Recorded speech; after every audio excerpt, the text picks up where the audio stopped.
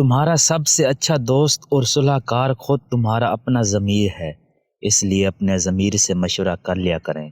اپنے ہم سفر سے اپنے جیسا ہونے کی توقع مت کرو، کیونکہ تم کسی کا سیدھا ہاتھ اپنے سیدھے ہاتھ میں پکڑ کر نہیں چل سکتے۔ سب سے بڑا بے وقوف وہ ہے جو دوسروں کی خاموشی کو ان کی بے خبر سمجھ لے۔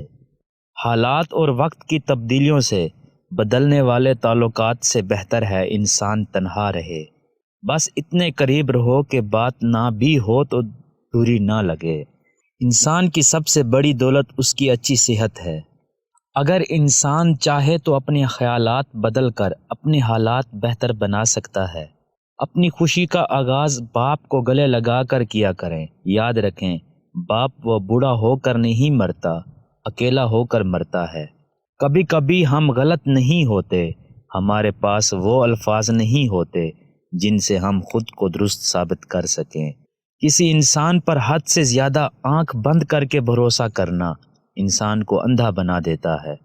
سمندر کی خاموشی کو کبھی بھی اس کی کمزوری سمجھ کر للکارا نہیں کرتے، نہ جانے کب سمندر کی خاموشی سیلاب میں بدل جائے۔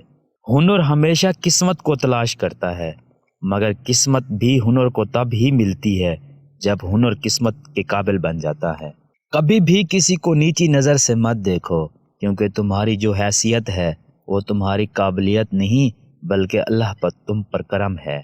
مفت میں صرف ماں باپ کا پیار ملتا ہے، اس کے بعد دنیا میں ہر رشتے کے لیے کچھ نہ کچھ چکانا پڑتا ہے۔